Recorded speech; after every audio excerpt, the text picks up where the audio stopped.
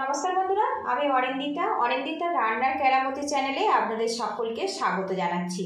আশা করি আপনারা সবাই খুব ভালো আছেন। আজকে আমি পাকা আম দিয়ে দুর্দান্ত লোভনীয় স্বাদের আমের দুধ পিঠা রেসিপি আপনাদের সাথে শেয়ার করব। প্লিজ বন্ধুরা পুরো ভিডিওটি দেখার অনুরোধ রইল আমি কীভাবে বানাচ্ছি। এখানে গ্রেটার নিয়েছি, দেখুন আমটা গ্রেট করে নেব। এখানে একটা মিডিয়াম সাইজের পাকা মিষ্টি টাইপের আম নিয়েছি, সেটা খোসা ভালো করে ছাড়িয়ে নিয়েছি। আর এখন গ্রেটার দিয়ে গ্রেট করে নেব। আর এইভাবে যদি গ্রেটার দিয়ে গ্রেট করে নেওয়া যায় তাহলে আমটা কিন্তু আর কোনো রকম ছোট ছোট দলা ভাব থাকবে না। আপনারা যদি চান তো এই আমটা কিন্তু মিক্সিতে দিয়েও কিন্তু পেস্ট বানিয়ে নিতে পারেন। আমি এইভাবে আমটা গ্রেট করে নেব।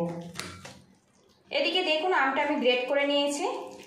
এদিকে একটা প্যান গরম করে নিয়েছি আর এই প্যানের মধ্যে হাফ কাপ পরিমাণে সুজি দিয়ে দেব। এবারে এর মধ্যে সামান্য পরিমাণে লবণ অ্যাড করে দেব। সুজিটা নাড়াচাড়া করে আমি একটু ভাজা ভাজা করে নেব, এতে সুজির যে কাঁচা গন্ধ ওটা চলে যাবে।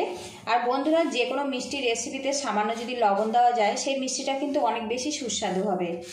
বেশ কিছুক্ষণ একটু নাড়াচাড়া করে নেব। আর গ্যাস রেটটা কিন্তু আমি লোতে রেখেছি। আর একটু খেয়াল রাখতে হবে এই সুজির গায়ে কোনো রকম যেন ভাজার দাগ না আসে। সুজিটা বেশ কিছুক্ষণ নাড়াচাড়া করে নিয়েছি আর এখন কিন্তু সুজির যে কাঁচা গন্ধ ওটা চলে গেছে। এবারে এর মধ্যে আমি দিয়ে দেব আমের কাত। আর বন্ধুরা, এখানে আমি 1 বাটি পরিমাণে আমের শাঁস ব্যবহার করলাম। এখানে আপনারা যতটা আমের শাঁস নেবেন তার অর্ধেক পরিমাণে সুজি নেবেন, তাহলে কিন্তু পারফেক্টভাবে তৈরি হবে। আমের শাঁস আমি সুজির সাথে ভালো করে মিক্স করে নেব, নিয়ে একটা ডো বানিয়ে নেব। এর মধ্যে কোনো রকম কিন্তু আমি জল ব্যবহার করব না। জল না দিয়ে যদি সুজিটা আমের সাথে এইভাবে মিক্স করে ডো বানিয়ে নেওয়া যায় তাহলে কিন্তু এই পিঠাটা বেশি ভালো লাগবে খেতে। আর গ্যাস রেটটা কিন্তু একদম লো টু মিডিয়ামে রাখতে হবে, রেখে এটা ধীরে ধীরে একটা ডো বানিয়ে নেব। এইভাবে ধীরে ধীরে আমের ডোটা কিন্তু বানিয়ে নিয়েছি। দেখুন আমের মধ্যে যে রসটা ছিল ওই রসে কিন্তু সুজিটা বেশ নরম হয়ে গেছে। আরও কিছুক্ষণ একটু নাড়াচাড়া করে নেব। এই ডোটা যখন দেখবেন প্যান থেকে ছেড়ে ছেড়ে আসছে তার মানে কিন্তু ডোটা রেডি হয়ে গেছে। তো আমার আরও কিছুক্ষণ ডোটা রেডি করে নিতে হবে, কারণ প্যানে এখনও জড়িয়ে যাচ্ছে। দেখুন এবারে এর মধ্যে 2 চামচ পরিমাণে চিনি দিয়ে দেব। চিনিটা আপনারা স্বাদ মতো দেবেন। এবারে এর মধ্যে 1 চামচ গুঁড়ো দুধ দিয়ে দেব, তাহলে এই পিঠাটা কিন্তু অনেক বেশি টেস্টি হবে।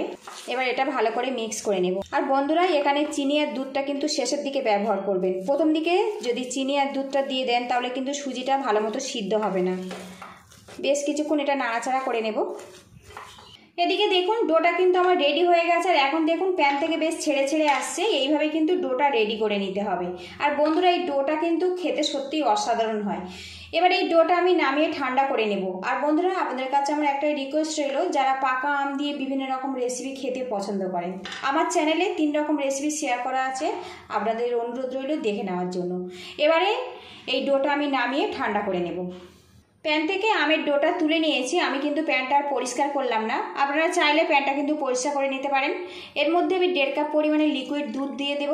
আর বন্ধুরা, আপনারা যদি বেশি পরিমাণে বানাতে চান দুধ, আম আর সুজির পরিমাণটা একটু বাড়িয়ে দেবেন। এবার এই দুধের মধ্যে আমি 2 টুকরো তেজপাতা দিয়ে দেবো, 1 টুকরো এলাচ দিয়ে দেব। এর মধ্যে আরও 1 চামচ গুঁড়ো দুধ দিয়ে দিলাম, এতে এই রেসিপিটা খেতে অনেক বেশি সুস্বাদু হবে। এবারে এর মধ্যে বড় চামচের 2 চামচ চিনি দিয়ে দেবো। চিনিটা আপনারা স্বাদ মতো দেবেন। এটা যেহেতু মিষ্টি রেসিপি, একটু মিষ্টি করে বানালে খেতে কিন্তু বেশি ভালো হবে। ভালো করে মিক্স করে নেব। আর গ্যাস রেটটা লো টু মিডিয়ামে রাখবো, রেখে দুধটা আমি ফুটিয়ে নেব। আর বন্ধুরা, চিনির পরিবর্তে আপনারা কিন্তু বাতাসা কিংবা গুড় ব্যবহার করতে পারেন। এদিকে ডো আমি ঠান্ডা করে নিয়েছি আর হাতে সামান্য একটু ঘি লাগিয়ে নিয়েছি। ডোটা ভালো করে ম্যাশ করে নেব। একদম মসৃণ করে ডোটা ম্যাশ করে নিতে হবে, তাহলে এই দুধ পিঠাটা কিন্তু অনেক বেশি মসৃণ হবে আর দেখতেও ভালো লাগবে। তো দেখুন বেশ কিছুক্ষণ ম্যাশ করে নিয়েছি। আর বন্ধুরা, এই ডোটা এতটাই সুস্বাদু যে আপনারা কিন্তু এটা এইভাবেও পরিবেশন করতে পারেন। একটা যে কোনো শেপ দিয়েও কিন্তু বাচ্চাদের এইভাবে পরিবেশন করতে পারেন, খেতে কিন্তু সত্যিই ভালো লাগবে। এখান থেকে আমের কিছুটা মিশ্রণ আমি নিয়ে নেব। তো দেখুন আমি এতটা মতো মিশ্রণ নিয়েছি, একটু হাত দিয়ে এভাবে গোল করে নেব। একদম সুন্দর সমান করে কিন্তু গোল করে নিতে হবে। তো দেখুন একদম গোল করে নিয়েছি। আর এখানে দেখুন আমি ছাঁকনি নিয়েছি, ছাঁকনির পিছনটা দিয়ে হালকা করে একটা ডিজাইন করে নেব। আর এই শেপটা কিন্তু আপনারা পছন্দ মতো দিতে পারেন, যে কোনো শেপ। তো দেখুন হালকা একটা ডিজাইন হয়ে গেছে, জাস্ট একটু দেখতে ভালো লাগবে সেই জন্য কিন্তু এইভাবে আমি বানিয়ে নিয়েছি। দেখুন তো বন্ধুরা আরও একটা শেপ আপনাদেরকে আমি দেখাচ্ছি।